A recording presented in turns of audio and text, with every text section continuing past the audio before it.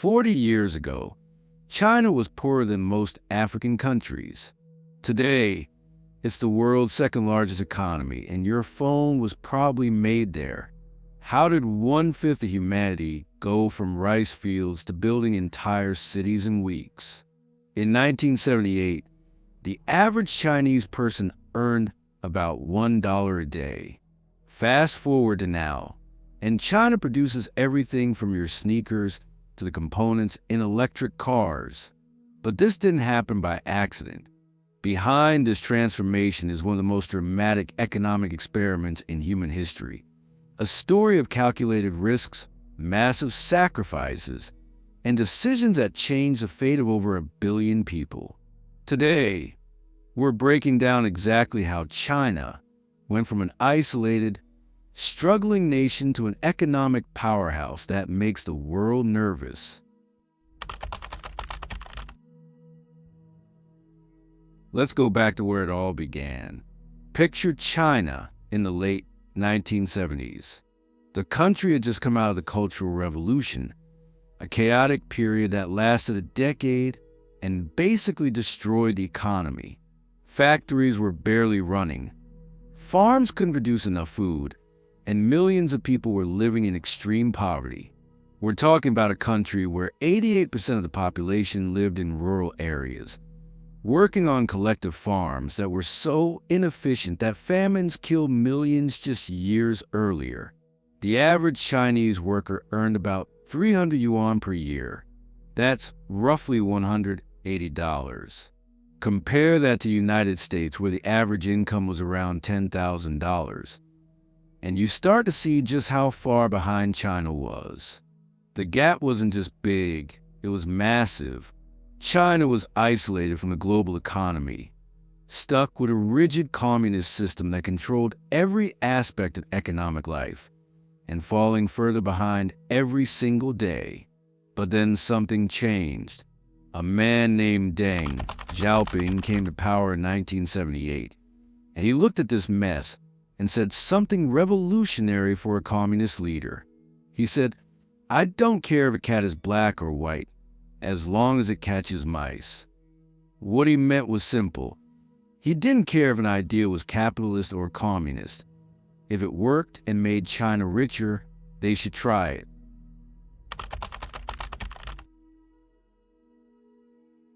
Deng Xiaoping knew he couldn't just flip a switch and change everything overnight. China was still officially communist, and there were plenty of hardliners who thought opening up to capitalism was betraying the revolution. So he did something clever. He created what he called special economic zones, or SEZs for short. In 1980, China established 4 of these zones in southern coastal cities: Shenzhen, Zhuhai, Shantou, and Xiamen. These were like economic laboratories. The government said, okay, in these specific areas, we're going to try something different. Foreign companies can come in, set up factories, and do business with way fewer restrictions than the rest of China. And here's the genius part. If it failed, it was contained. If it worked, they could expand it. Deng called this crossing the river by feeling the stones. Take one careful step at a time. Shenzhen is the perfect example of how wild this transformation was. In 1979, it was a fishing village with about 30,000 people. Within a decade, it had over 1 million.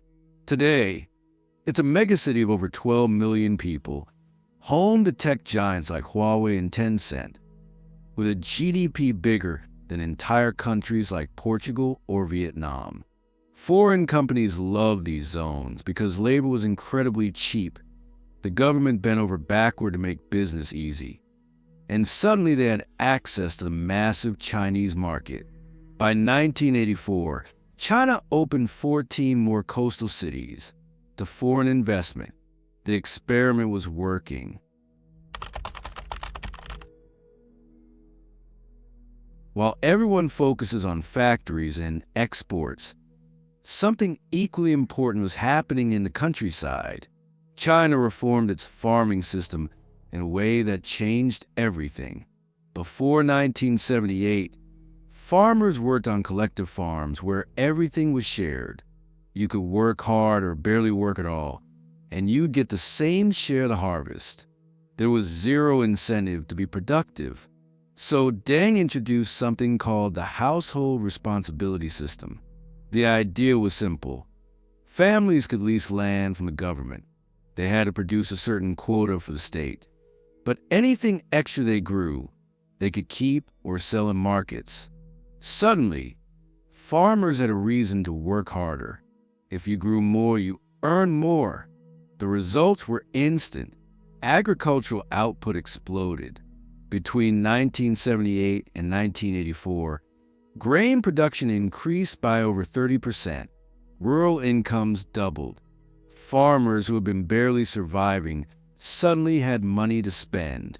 This created demand for other goods, which helped jumpstart other industries. And as farms became more productive, they needed fewer workers, which meant millions of people could leave the countryside and work in the new factories popping up in cities.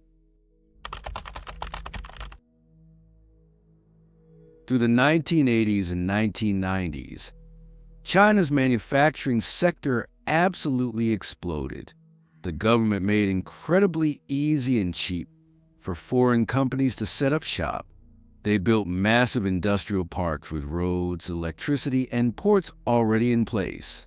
They kept wages low and made sure labor laws were flexible, which, let's be real, often meant workers had very few protections. But it worked. Companies from America, Europe, Japan, and everywhere else rushed in. Why pay workers $15 an hour in Ohio when you could pay them $2 an hour in Guangdong? Nike, Apple, Walmart, every major company you can think of started manufacturing in China or buying from Chinese suppliers. By the year 2000, China was producing a massive chunk of the world's clothing, toys, electronics, and consumer goods. When China joined the World Trade Organization in 2001, things went into overdrive. Suddenly, Chinese goods could enter global markets with fewer barriers and tariffs. Exports skyrocketed. In 2001, China exported about $266 billion worth of goods. By 2010, that number hit $1.5 trillion.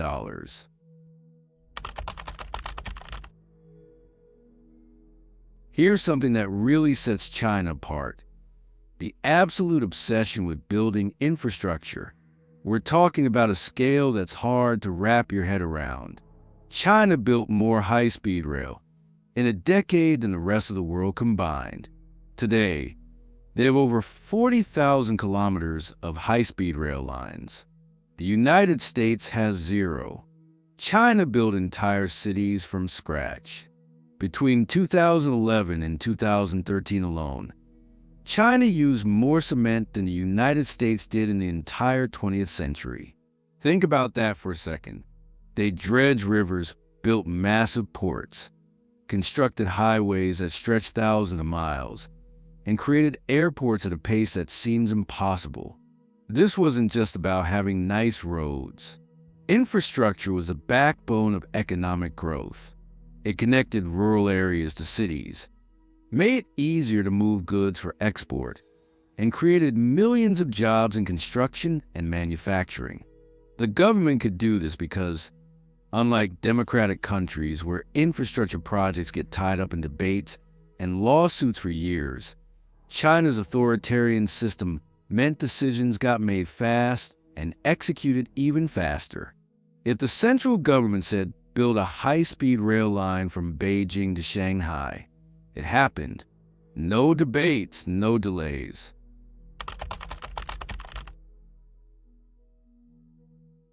Now, we need to address the elephant in the room. This economic miracle came with serious costs. Hundreds of millions of rural workers migrated to cities for factory jobs. These migrant workers, called Minggong, often lived in terrible conditions: cramped dormitories, 12-hour shifts, 6 or 7 days a week, wages that barely covered basics. The factories that made your iPhones and sneakers, many had working conditions that would be illegal in the West. Environmental destruction was massive. China burned coal like there was no tomorrow to power all this growth. By the 2000s, Chinese cities had some of the worst air pollution on the planet. There were days in Beijing where the air quality was so bad that it was literally off the charts, beyond hazardous. Rivers turned toxic from industrial waste. Entire regions became environmental disasters. The Hukou system, China's household registration system, meant that migrant workers couldn't access healthcare, education, or social services in the cities where they worked. You could work in Shanghai for 20 years, but still be registered as a rural resident, which meant your kids couldn't go to public schools there. And let's not forget the political cost. As the economy grew, the government maintained tight control. Any dissent was crushed. Workers couldn't form independent unions. The internet was censored. The government's message was clear. We'll give you economic opportunity, but don't ask for political freedom.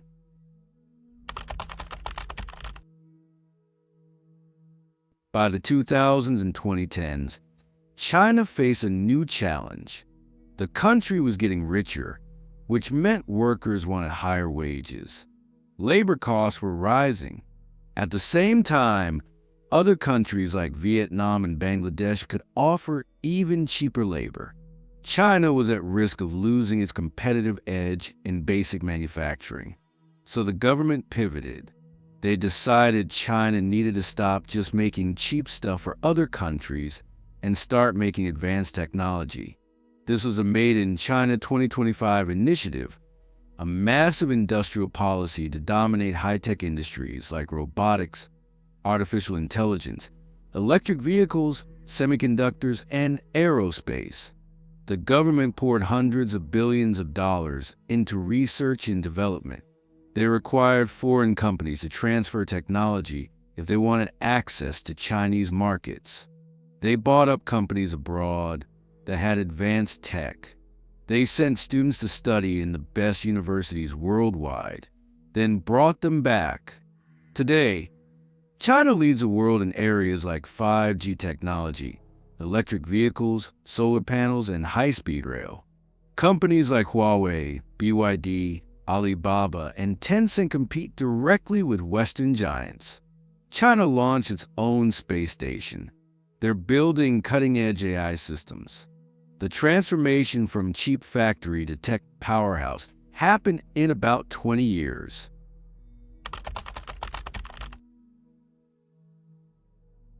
Let's put some hard numbers to this transformation because they're genuinely mind-blowing. In 1980, China's GDP was about $300 billion. By 2023, it hit over $17 trillion. That's a 50-fold increase in about 40 years. In 1981, 88% of Chinese people lived in extreme poverty. By 2020, that number was basically zero. China lifted over 800 million people out of poverty. That's more than the entire population of Europe. Life expectancy in China went from 66 years in 1980 to 78 years today. Literacy rates shot up.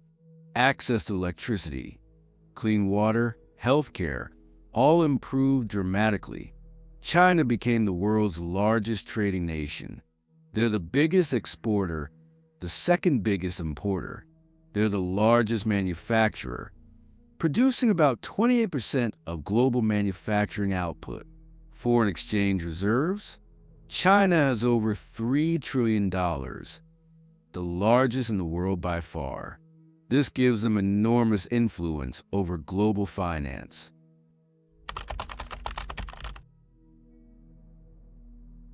China's rise didn't just change China. It changed the entire world. For consumers in the West, Chinese manufacturing meant cheaper goods. That TV you bought, those clothes, your kids' toys, way more affordable because they were made in China. This kept inflation low in countries like the United States for decades. But it also meant job losses. Factories in America, Europe, and other developed countries couldn't compete with Chinese prices. Entire industries collapsed. Rust Belt cities in the U.S. became ghost towns. This created political backlash and was part of what fueled populist movements in Western countries. For developing countries, China became both a model and a competitor.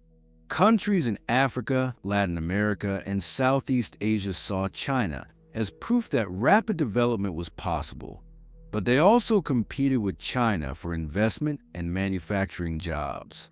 China started investing heavily abroad through initiatives like the Belt and Road, lending billions to countries in Asia, Africa, and beyond to build infrastructure. This gave China enormous geopolitical influence.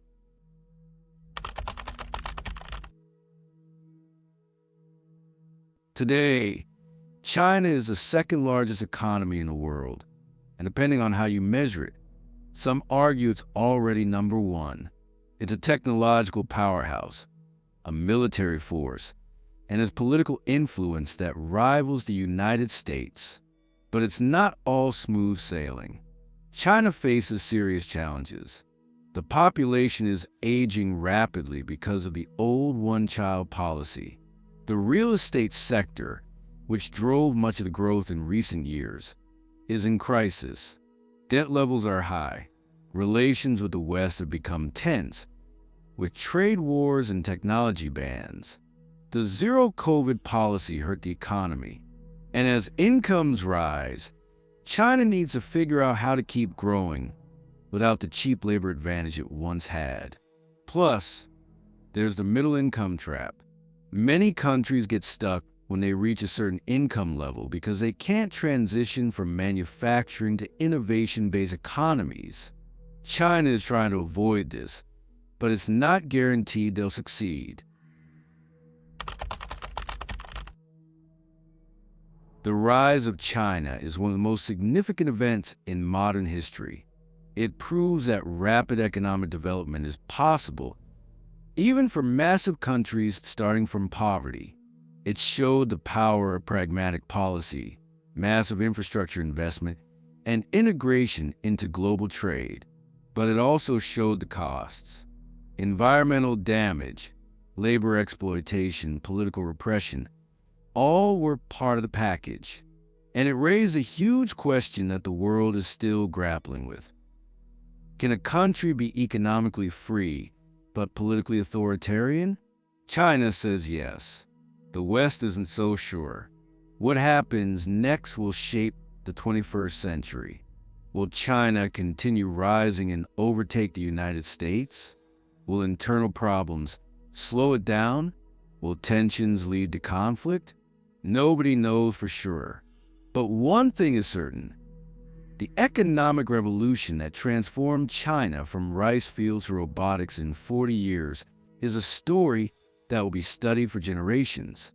If this blew your mind, hit subscribe because we got more stories about how the world really works coming your way.